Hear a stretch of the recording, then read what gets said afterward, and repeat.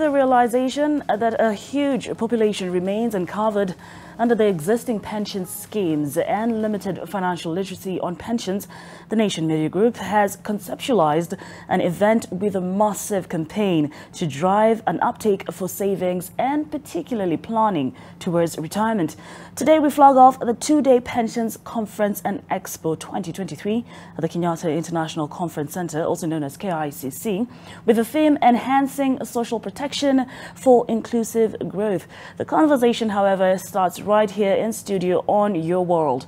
Good morning. My name is Nina Shaban. I will be your host, and in studio with me is Daniel Wangondu, who is in the middle. He's a business development manager, retail at Jaminia Life Insurance. We also have, to my immediate left, Adil Suleiman, head of actuarial services at Zamara, and farthest from me is Barlet Kole Jaji, the Kenya Country Director at Helpage International. A very good morning to you, gentlemen, and thank you so much for gracing us with your presence. I'll just kickstart this conversation, Adil, and I'll start with you because you're closest to me. What is the current state of Kenya's pension system, and how effectively does it provide financial security to retirees? Great question. I think maybe we can start by splitting it into two sectors of the economy. Yeah. Because as we know, in Kenya, we have a very small formal sector and a much larger informal sector. So if we clear the formal sector out of the way, I think the pension coverage in the retirement system works quite well. Many formal sector employees do get coverage through their employers. The retirement benefits industry is very well regulated by the RBA, the Retirement Benefits Authority. Yeah. So money has been very safe, well looked after, well managed, and outcomes are not bad. They could be better. They could be better, of course, in terms of the delivery of pensions to those retirees. Part of the issues there would be the contribution rates. Are we saving enough? And secondly, the laws in Kenya allow you to access a fair amount of your pension savings as you move jobs. And as Kenyans, we don't stay in the same job for very long. The average Kenyan works about 7 jobs. So every time you're moving, you're eroding your savings by accessing it. So those two things are probably the biggest issues on the formal sector side. On the informal sector side, which of course covers the largest share of our employees in the country, we just don't have coverage. Okay, we don't have pension coverage for these people. And that's something that we really, really need to address. All right. Yeah. Daniel, with what Adil has said, do you have anything to add on top of that? And hand in hand with that, and I'm guessing this is why we're having the conference that we're having today. So please give us a simplified view of what the two main concepts of this conference is, especially when it comes to now social protection and pension. Thank you for the questions. Yeah. In simplified form, social protection is simply policies and programs set up by the state on behalf of the citizenry to take care of financial stress or shock that come in case of any contingencies in future. So to speak, we can talk about in terms of the contributory or non-contributory aspect of it. In terms of non-contributory, this is where the state funds the social protection programs using taxation or aid. And when you talk of contributory, this is whereby the members of the state or citizens have the opportunity to contribute a part of it, like NSSF or even NHIF when it comes to the health aspect of it. So in terms of pension, we are talking about coming up with a retirement plan where you have the aspect or the possibility of savings gradually over a period of time for the purposes of providing retirement income for you in future. And we have several types of them in Kenya. Starting from the individual aspect, the individual retirement plans or individual pension plans, majorly provided by the private players like life assurance companies or even other pension providers. And of course, we do have the other aspect of the occupational schemes provided by employers who have set up the retirement benefit schemes for the benefits of the employees for retirement in future. So it is elaborate in Kenya that the laws are already there, set up by the government to regulate and to promote the retirement sector, as Sulman has just mentioned. Okay. Yeah. Well, Barlet, let me show this to you. What exactly would you describe as inclusive social protection? No, thank you. I think for us in Helpage, Number one, we deal with older persons. That's our mission, that's our vision. And I was listening to my colleagues. For us, what it means is comprehensively looking at those disparities, comprehensively enhancing those policies that we integrate all these issues so that we have a saving culture in the country, so that there is a sense of income security. Because if at all we kind of tend to deviate from all the life course in terms of a person's life, by the time they're older persons, we are done. The future is very bleak. So an inclusive social protection is a comprehensive looking into all these faces that have been mentioned with my colleagues. And just allow me to ask a gentleman, how are we doing as a country when it comes to having an inclusive social protection? I can start off with you, Dil. Look, our coverage rates are very low. Okay. I think the informal sector makes up over 80% of our workforce. And so coverage remains very low in terms of the number of people who have access to these benefits. Adequacy also is a problem in terms of the size of the benefits people are receiving. We're making steps in the right direction. Okay. So we have a needs-based program that's funded through taxes, so that's government-paid, well, citizen-paid benefits that provide a stipend to those over 70 who are in need. So that was a good step in the right direction. The new NSSF Act has also come out, which is encouraging a larger contribution towards retirement savings. Again, that policy is going to, it's mandatory for the formal sector, but how do you capture the informal sector? That is what I was going to ask. Like, what are the solutions here when it comes to now ensuring that we get to capture the informal sector? Daniel? I think to expound on that challenge, at the close of 2021, there were approximately 1 million Kenyans who are members of any registered pension scheme in Kenya, with about 864 or 860 who are active members, and about 160 something who are not active members. So looking at it, the providers within the industry have come up with programs that people can be able to save at a personal level, be it informally employed. And therefore, it is us, I think the stakeholders plus the government plus all persons involved in this conversation to ensure that Kenyans are well aware that it is important for us to save for the future. The future is coming, you know, we may be 50, 40 years old, but 60 years, 70 years is approaching. And it is important for us to have the conversation and face it real time, that in future we need that income. And I'll be speaking about it later on in terms of the income replacement ratio. How do you go about determining the amounts of money that you require in retirement? All right. And as you said, we're going to speak about it later on, but maybe, Barlet, you can tell us, why do you feel like Kenyans shy away from having their pension scheme in check? I wouldn't say Kenyans that they're shying away. I will say that there's a lot of awareness that really needs to be done. There's a way of a culture that we need to inculcate. One of them is the saving culture. Irrespective of whatever income you receive, to me this is very critical. Why am I saying this? We have those populations within the formal job system, employment system, those under informal.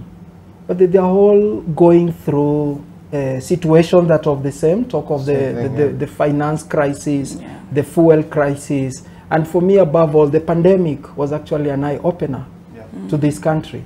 So I really not talk about shying, but can we continue creating that awareness, inculcating this saving culture among Kenyans? It's a very painful experience when you're at the age of 60, you've retired, or even 65, you are between 60 and 69, you are not eligible for any support like the Inua Jamii, and then here you are, you do not have any income. It's a very painful experience. So with those evidence that we are seeing, can we start changing our attitude, changing our mindset, and inculcate a saving culture towards the future? Okay, Adele, from your experience, apart from, for lack of better words, illiteracy when it comes to understanding the pension system and how it works, what are the other challenges that would you actually highlight when it comes to people not conforming to the pension scheme Not system. taking Yeah, exactly. Yeah. Well, I think Bartlett's mentioned it a couple of times, and he's hit the nail on the head, that we need to start with a broader conversation on savings, because pensions is just one part of your savings pot. And I think if I try and put myself in the shoes of the regular Kenyan out there who's working and hustling and trying to make ends meet, things have been difficult. Things are almost always difficult, but they're especially difficult now, right? And I think one of the challenges when we talk pensions, okay, if you go out and talk to a young person on the street, pensions is not a priority. They're 20, they're 30 years old. We can't talk to them about what their lifestyle is going to be like at the age of 60 and 70. So the discussion has to be broader. And I think one of the challenges is pensions is such a long-term savings aspect. And how do we put that into a conversation around savings in general? Okay, because people have immediate needs. So how do we save for short term? How do we leverage off our pension savings to meet our needs now? And in other countries, there are examples of ways that people tap into their pension savings before they retire. And there have been steps taken in Kenya as well. For example, the RBA tried to introduce an ability for people to use a portion of their retirement savings towards buying their first home, okay, which was a very noble idea. And I think it's going to work. There's issues in courts right now, and it's kind of been held up. But something like that is a good start. Okay. And I think if we look at the Hustler Fund, like that's something we can learn a lot from. Okay, just to put it in context, Daniel said coverage of informal sector pension schemes in private schemes is about 1 million people. I think the Hustler Fund crossed 20 million subscribers. Yes, it did. And it's been around for how long? A year. Yeah, if that, right? Like a year in 2 days, actually. Exactly. Yeah. So we're talking about in 1 year capturing 20 million workers. Okay? So what was the difference between the Hustler Fund and pension schemes? The Hustler Fund was loans with savings as the secondary element. And I think there's some things that could be fixed there because we don't want to encourage a borrowing culture. But what if there was something like the Hustler Fund where we encourage savings and then you can borrow against your savings while you're working through your lifetime? It'll encourage that, it'll build that culture of savings, and it'll get us somewhere. It'll get us on the ladder at least. So I think those are some things that could be explored further. Yeah, mixing short-term and long-term, because we can't only focus on our future 40 years from now. We have to worry about tomorrow as well. Okay. And with that said, Daniel, who would you say is responsible for social protection for the people? I think in a broader context, we will say that the government has the mandate to ensure that policies and programs have been set up in place for the purposes of ensuring social protection is put in place. Okay. But that is said, that does not mean that we exclude other stakeholders like employers, other non-state stakeholders like the NGOs, like HelpAge International, as well as World Bank, UN, International Labour Organization. Such stakeholders are key in terms of coming up with policies that are well inclusive in terms of thinking about the future of the citizenry.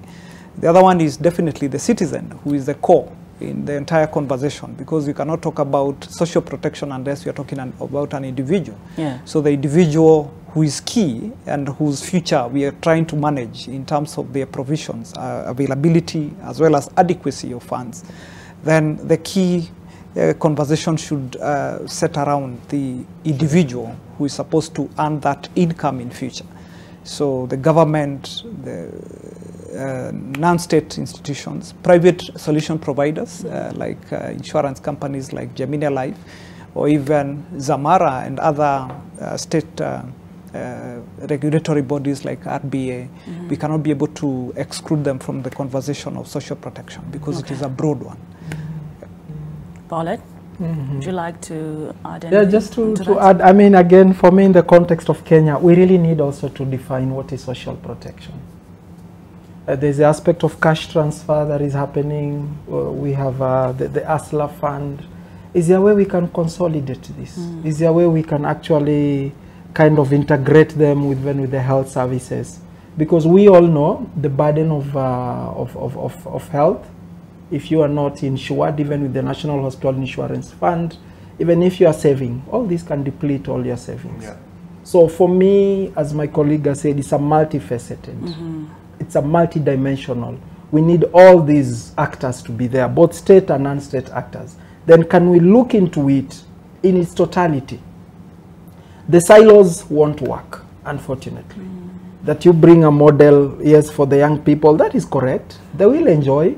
But we know as we grow old, we also have declines in several facets, both cognitive, physical, health-wise. So as we look into the future, the time is now, the time is right now, because the same youth bulge that we are prouding ourselves of, this is going to change, and they are going to be older persons.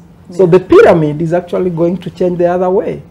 And this is what we're asking. Can we just be able to have this conversation now, correct, learn from what is missing, and firm it up, rather than still having the silos under the political will? For us, we really want the institutionalization of these good and best practices. All right. Yeah. And I'd like to stick with you, Bala. This social protection conversation is a conversation that is easily had in the main towns. So how do we extend this in the rural towns as well, in the rural areas that we have in Kenya, which covers most of the population? One advantage is that we cannot take for granted the technological advancement that we have. To me, that's a win. It's a low-lying fruit for this country. We are good in terms of technology. Let's leverage on that. Talk of the infrastructure. And I am happy to say that in our country, our devolved system, it's a game changer if everything is done correctly. In terms of moving from the national to the county governments, when you travel this country, you can see what devolution has done. But we are not doing enough. So to me, these are already low-lying fruits that we just need to capture and actually capitalize on this. So that's, to me, these are things that I'll be able to say. We need to continue with it. Any addition to that when it comes to the conversation around social protection in parts of Kenya that are not Nairobi, Kisumu, Mombasa, Nakuru, Eldoret? Adele? Well, I think Bala put it quite well. I think technology will be the key there.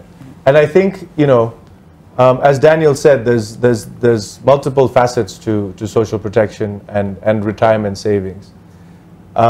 You've got government providing the base, right? So tax-funded benefits in other countries are there to eradicate extreme poverty or just take care of the bottom of the pyramid, and then we add the other layers on top. So I think government programs obviously are far-reaching and would cover all citizens regardless of where they are. And I think beyond that, education and awareness can empower everyone, right? That's not just for people in the cities. So I think that's the other way, is to encourage that culture of savings as well. When it comes to the education and awareness, do you feel like, Daniel, do you feel like we're moving at the pace that we need to move it? I may not be in a position maybe to provide a scale out of 10, but I would say we have a lot that needs to be done, including incorporating the same social protection, pension, savings culture within our curriculum. You know, from nursery, kindergarten, to high school, to university. Let us have an idea of somebody getting out of college. They already know that the fancily X percentage of their income must be channeled through savings. Looking at it in another context, I think it is important for us to discuss this with the help of the human life cycle. You know, from the time somebody, before they were born, in terms of pregnancy, in terms of childbirth, in terms of the growth aspect. Ministry of Health, I think the other day they said that the first 1,000 days of a child's growth is very critical in terms of the nutrition. And therefore they need to be provided with the best food that they can be able to get, and of course the nutritional supplements and all that, where the societies are vulnerable, for instance. Then we move in terms of somebody who is in school or college, then we go to employment. All these are areas we are talking about social protection that can be plugged in. Then of course within the employment space, then work injury issues, disability issues, all the way to issues to do with old age. And therefore, at each and every stage, as Adil had mentioned, we have an aspect of social protection, and we need to train people from an early age that you need to safeguard your income as and when you earn it. It's critical because you need it in future. All right. And on that particular note, we are going to be taking a very quick break, and the conversation around a pension scheme. This is prior to the Pensions Conference and Expo 2023. Remember, our theme is enhancing social protection for inclusive growth. We will be back after this break.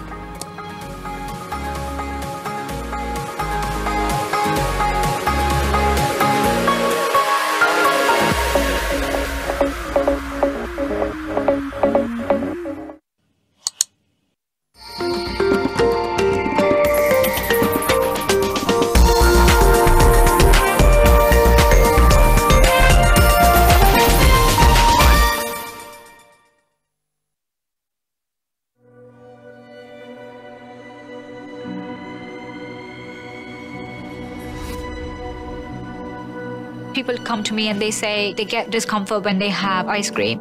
Can you imagine that? Avoiding having cold ice cream. Sensodyne gives you long-lasting protections against sensitivity. And people come in and they're like, oh, it works. I can have ice cream and I'm not in any discomfort. I recommend Sensodyne because it works. It's brilliant. Want to know the biggest story of the week? Do not worry. The Weekly Review got you covered. For in-depth analysis of politics, business, governance, as well as social issues, the Weekly Review covers it all. For well-researched, exclusive and investigative content, read the Weekly Review every Sunday in the Sunday Nation.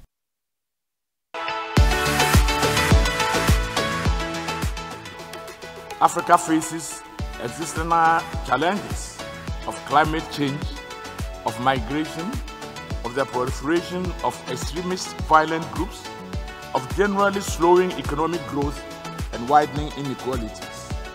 Over the next 2 days, we hope to hear more about the anticipated transformation of Africa.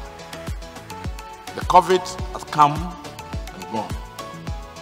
From the beginning, most people forecast that Africa will be destroyed through the COVID. It did not take place. Africa has survived, and we have improved on our things.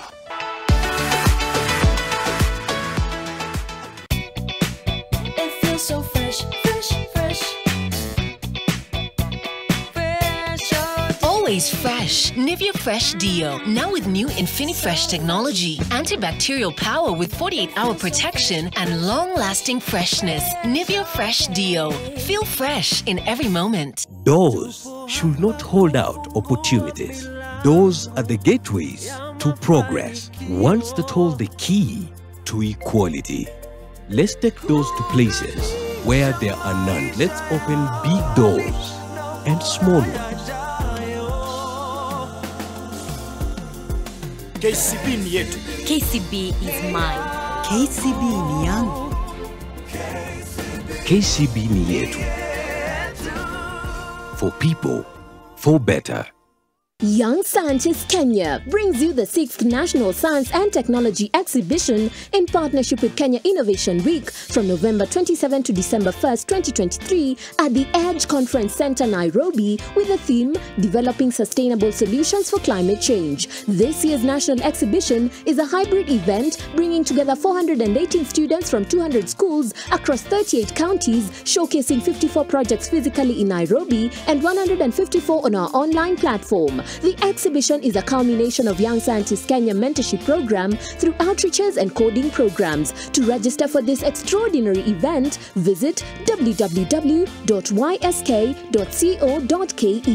Young Scientists Kenya, inspiring the next generation of young scientists.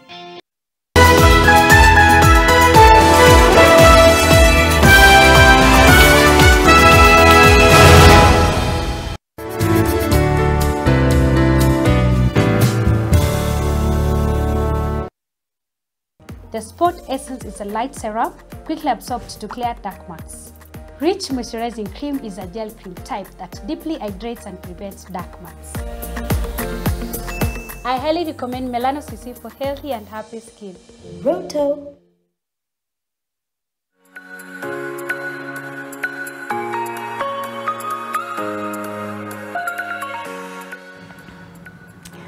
Welcome back. You're watching Your World, and the conversation in studio and even farther from studio. It's an event that is going to be taking place at the KICC is the Pensions Conference and Expo 2023 by the Nation Media Group. And our theme is enhancing social protection for inclusive growth. With me in studio is Adil Suleiman. We also have Daniel Wangeno and Barlet Koli Jaji. Thank you so much once again, gentlemen. I'd like for us to continue our conversation. Adil, how can we strengthen the collaboration between government and the private sector to ensure that we can enhance social protection through pension and insurance schemes? Well, you know, I think we have the NSSF, which is a start, and NSSF is a statutory scheme that's been set up by government. There's an element of private sector participation in there. So that's one thing.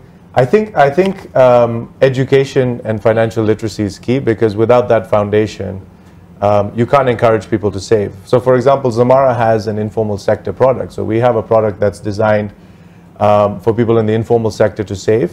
And we did a lot of work with government in designing that product and ensuring that there's tax incentives, etc., for those savers.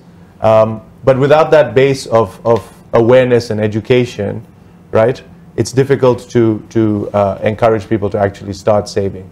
So I think there's a level there that could be worked on between the private sector and government. Okay, so from you, what I'm getting is it has to start with education. Absolutely. Look, people don't save if you're not aware. If you don't know, you don't know, right? Like, you don't know what you don't know, as they say, and not realizing the consequences of not saving.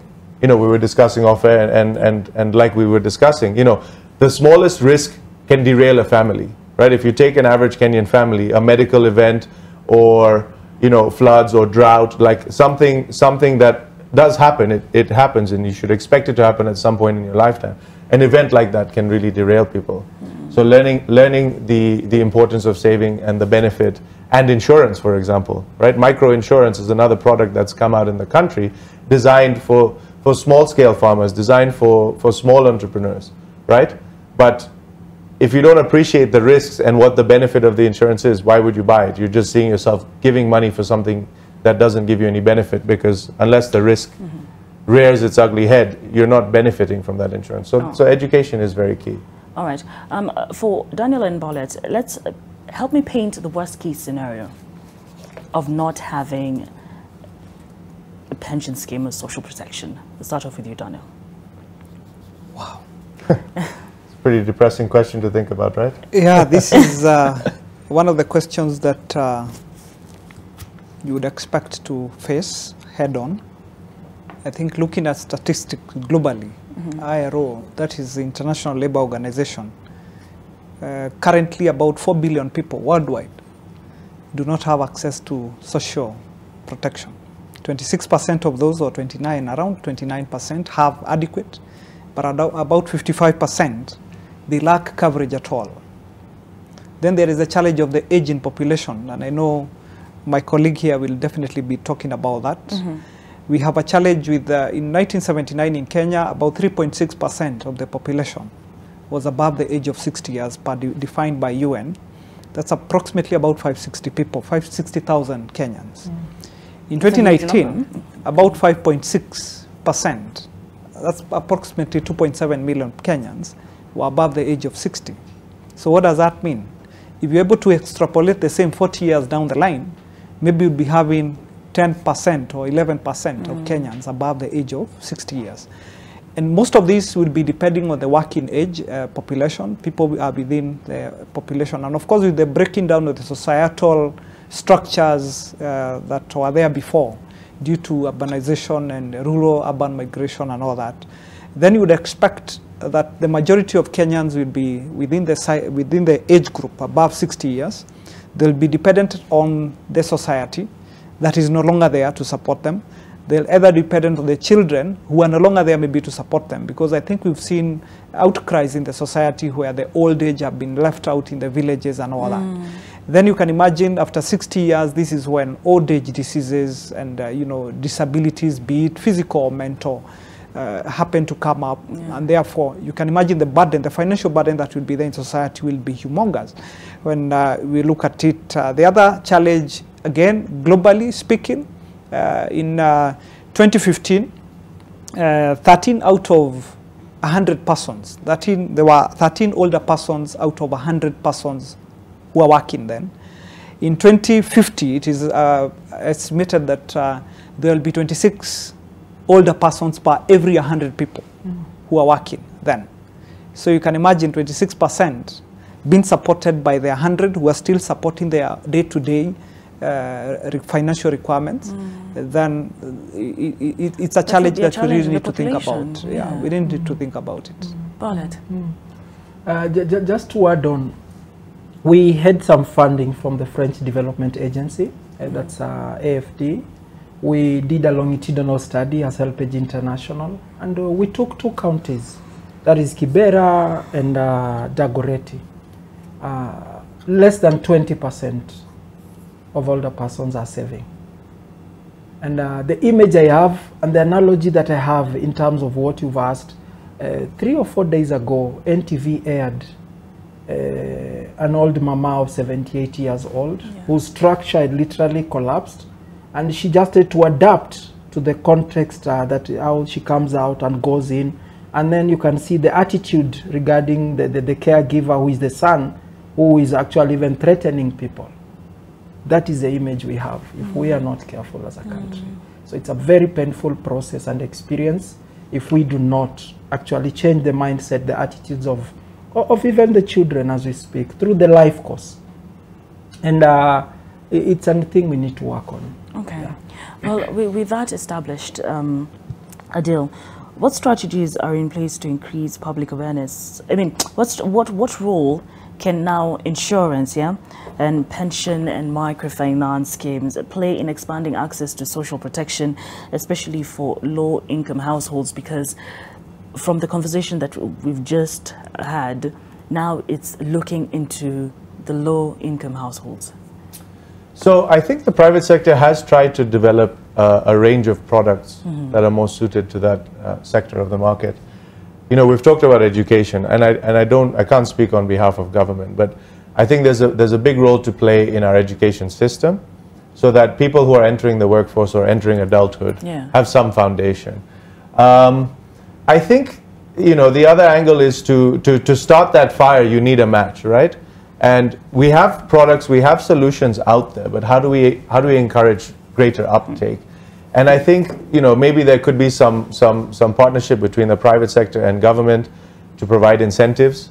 So, for example, you know, there's been talk of how can, like for me as a formal sector worker who works for a large employer, I get a pension benefit. Now, my employer encourages me by putting aside a contribution for me. So I save, but they also save beside me and enhance my savings that way. Now, in the informal sector, we don't necessarily have a traditional employer who's going to do that. So can government step in? You know, can there be some sort of matching program that encourages people to at least take the first steps?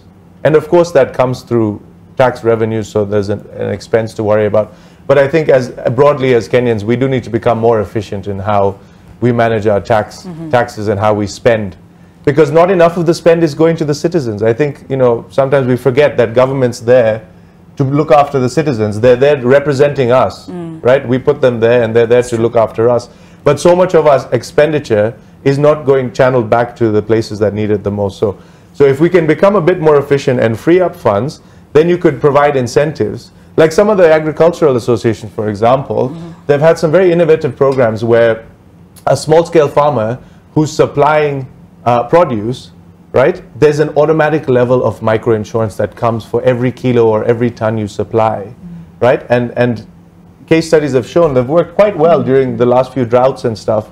And again, to Bartlett's comment about technology, it was incredible. So there was a program where basically a very large international insurer worked with local insurers and were insuring produce, farmers, from drought, okay? And the way that it was kind of like an automatic thing where as soon as you sell your goods, a portion of that money is going towards the coverage.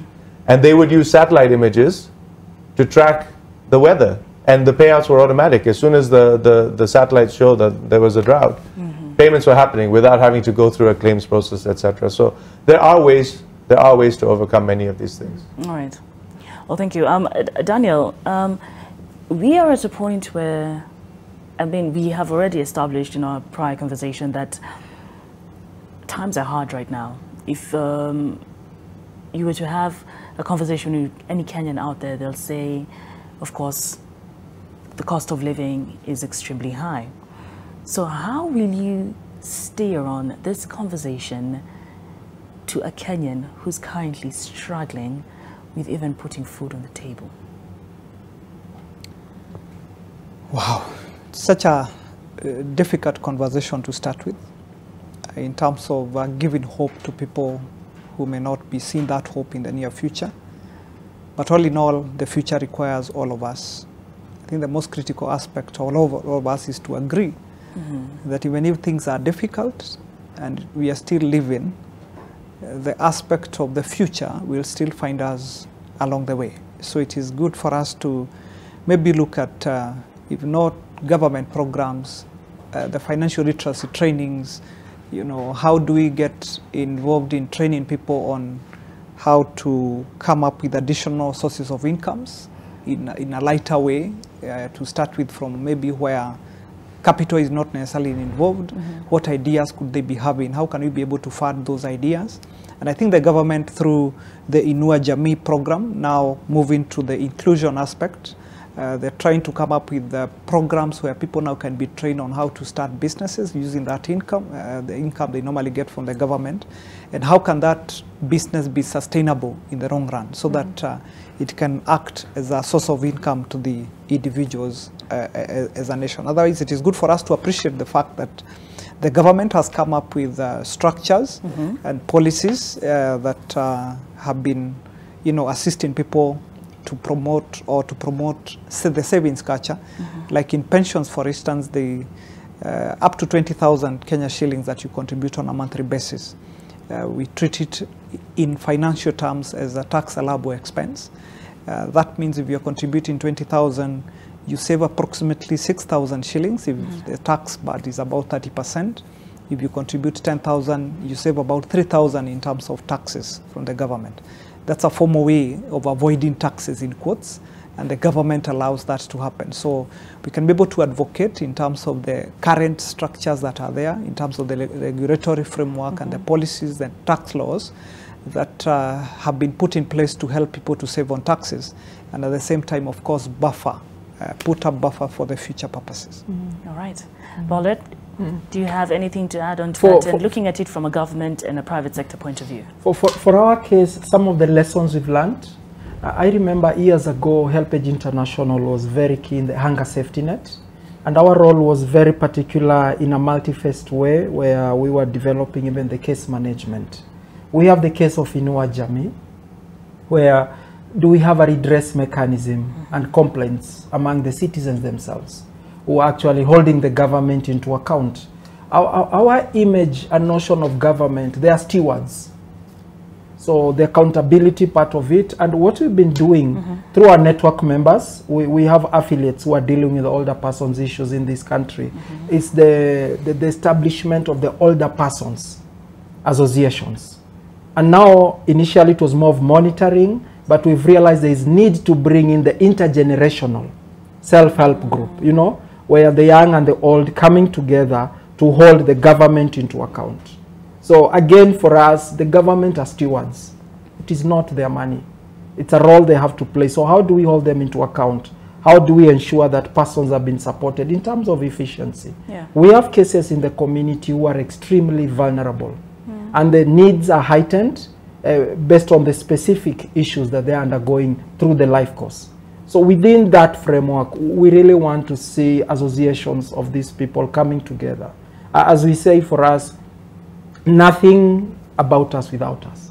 So we really want them to continue engaging the government and holding the government into account. So those are kind of mechanisms for us that really reinforces the efficiency in terms of what the government is doing. All right. And now that you've mentioned the government, I'll shoot this question to each and every one of you.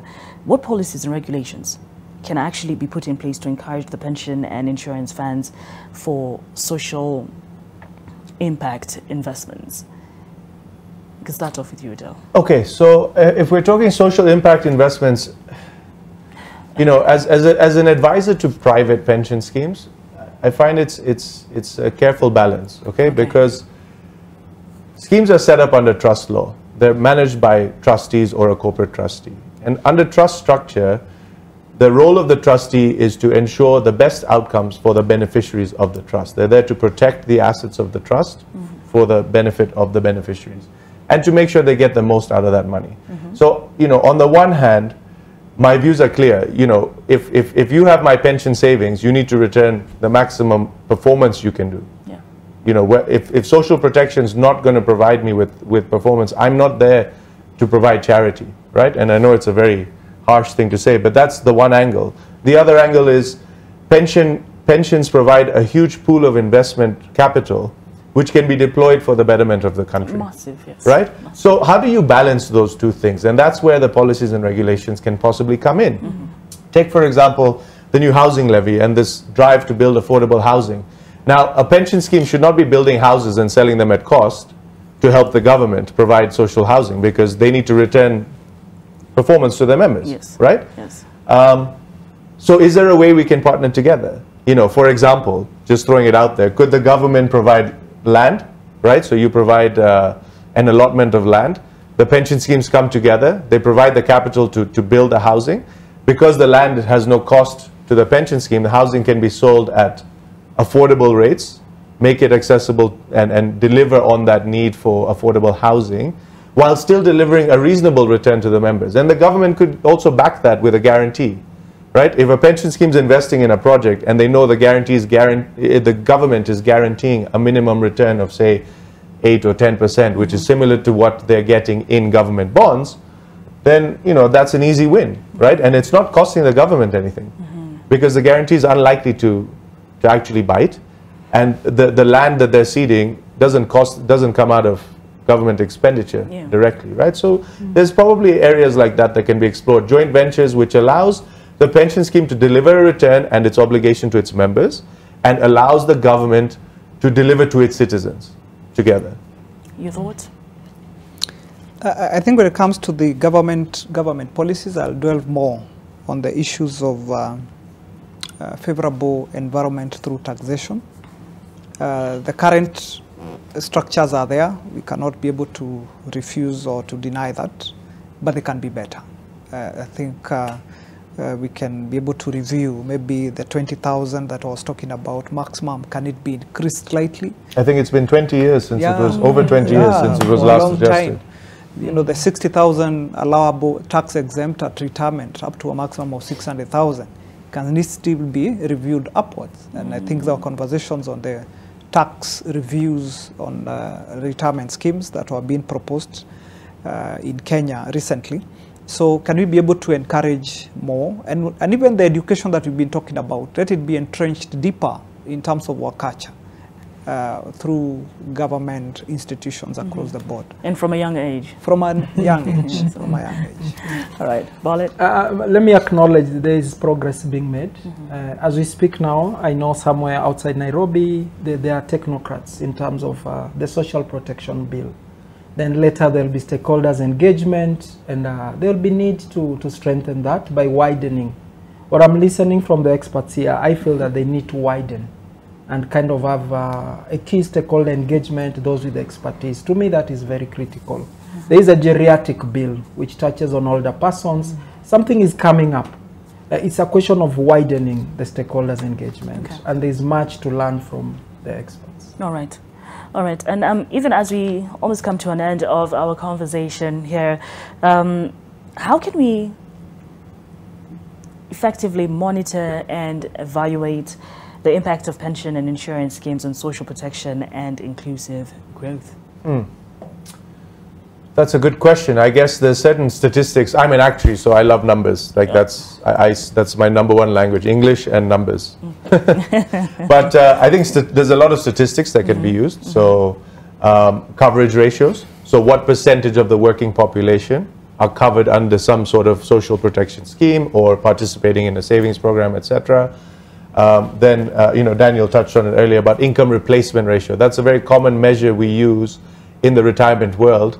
An income replacement ratio is basically what percentage of my pre-retirement income, so my last salary when I retired, what percentage of that am I replacing through my retirement savings? Okay, so that's another good measure because, for example, if it's 100%, it means if you are earning 20K when you retired, your pension is 20K, right? So that's another good metric you can use. So coverage and adequacy are kind of measured through that. And so those are the typical stats that I would be looking to see how do those move as we roll out new programs, etc. All right. And as we wind up, do you have anything to add on to that? Maybe I can add on something in terms of the three aspects of why we hold money. Maybe we can be able to come up with some ratios or some percentages of something commonly referred to as liquidity preference in terms of how much money are you holding currently for your day-to-day operations. We call it transactional purposes. How much money are you holding currently for speculative purposes? You've put in shares, some piece of land to sell it at a higher price in future. And of course, for precautionary purposes, the contingencies that you're talking about, the shocks that are being managed through social protection schemes.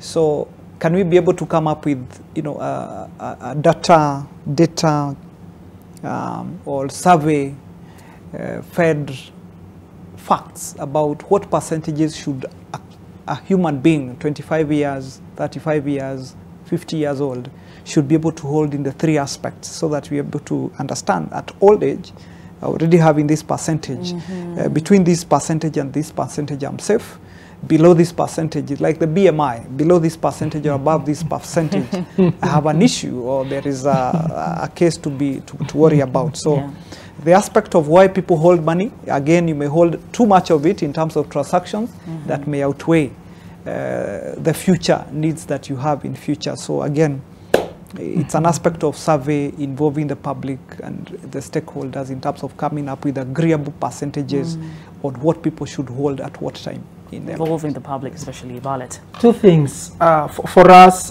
pension is not a cost, it's an investment. Correct. We are very clear on that. The second issue, we say it's a right-based issue. Okay. It's a right. At times, when you interact with other pension schemes, the CPF, you realize that even we have the county governments who are not remitting funds. I mean, it's a right. They need to do this. Because for us, it's an investment. We leave it as at that. It is all right. Now, once again, gentlemen, thank you so much. It was an honor having you in studio. Any last words? Well, maybe I'll go first. It seems to be the order of the day. So, I think both my fellow gentlemen here have mentioned culture in some of their comments. And I think, and let me say, this is not a Kenyan thing. This is a Kenyan thing, but this is also beyond the borders of Kenya. That the world has moved into this culture of now, in how we consume, in how we live, in how we plan for life. It's all about now. And our government's the same way. It's all about the next election cycle. How do we break that and change the mindset to remember that we're here for the long term and we also need to plan for the long term? And, we just need to start taking baby steps in those directions, build a little bit of discipline and consistency. Let me tell you, the secret to building wealth, it's really not a secret. It's discipline and consistency. If you start at a young age and you do it every month, you won't feel the pain because you've never seen that money. And two, you'll automatically become wealthy if you do it for long enough. So it's really not that hard. It's a mindset shift that we need to work on. All right. My conclusion will be on the issue of call to action. I think it is important for all Kenyans to know that however much we want the government to control or to manage the policies and programs, it is your personal responsibility to ensure that you have a dignified retirement at a personal level. As simple as that. So pensions programs gives you a leeway on how to save and secure that income in future with, of course, investments that are, time value for money, able to appreciate and to counter inflationary tendencies in future. Okay. So we welcome all Kenyans to be part of this conference and of course to come and save, come and save, come and save. The 15 billion trees that we are planting now, it will not be our shade, but the shade of our great-great-grandchildren. Yeah. For me, the time is now. That energy, we really need to take it forward also. Yeah. All right. So there you have it. It's a serious conversation that will continue for the next 2 days at the KICC. Remember, it's all about pensions. It's a pensions conference and Expo 2023, and our hashtag, or rather our theme, is enhancing social protection for inclusive growth. In studio with me, I have been having a sit down with Adele Suleiman, who's the head of Actuarial Services, Zamara. In the middle is Daniel Wangendo, forgive me, who is a business development manager from Jaminia Life Insurance, and Barlet Corley Jaji, who's a country director at HelpAge International. The conversation continues at the KICC, and I believe it should be going on from about 9 a.m. So allow me to shut down right here on Your World. My name is Nina Shaban. Please do enjoy the rest of your viewing.